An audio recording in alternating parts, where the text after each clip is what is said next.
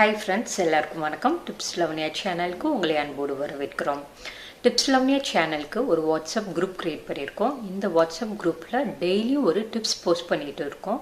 இதோட link description பாக்ஸில் கொடுத்துருக்கோம். மறக்காமல் இதை ஃபாலோ பண்ணிக்கோங்க.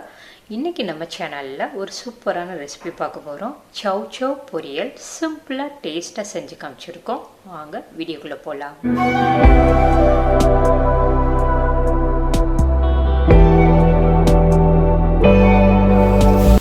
அடுப்பில் ஒரு கடாயை வச்சுட்டு அதில் 2 ஸ்பூன் எண்ணெய் ஊற்றி எண்ணெயை நல்லா காய வச்சிடலாம். எண்ணெய் நல்லா காஞ்சதுக்கு அப்புறமா இதில் 1/2 ஸ்பூன் கடுகு போட்டு பொரிய விட்டுறலாம்.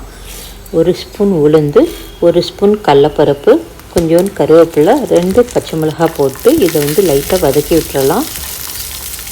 இதை வதக்குனதுக்கப்புறமா ஒரு பெரிய வெங்காயத்தை பொடிசாக கட் பண்ணி வச்சுருக்கிறேன். இதையும் போட்டு வதக்கி விட்டுறலாம்.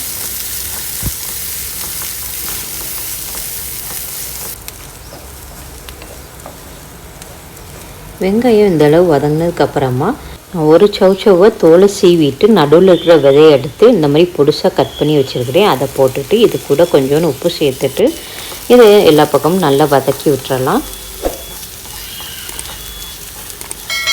இது நல்லா வதக்குனதுக்கப்புறமா இதில் கொஞ்சோண்டு தண்ணி ஊற்றிடலாம். 1/2 கிளாஸ் தண்ணி ஊற்றி இதை வேக விட்டுறலாம். ஒரு மூடியை போட்டு மூடி வேக விட்டோம்னா சீக்கிரமாக வெந்துடும். அதனால் மூடியை போட்டு மூடி வேக விட்டுறலாம்.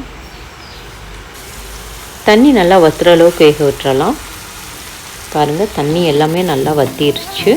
இதை நல்லா சுருள கிண்டிடலாம்.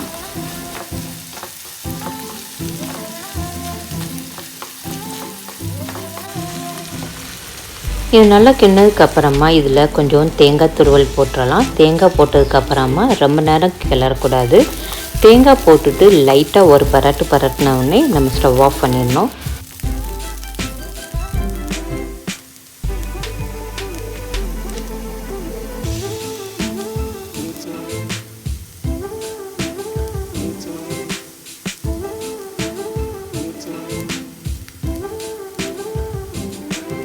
அவ்வளோதான், நம்மளுடைய சவ் சவ் பொரியல் சூப்பராக ரெடி ஆயிடுச்சு.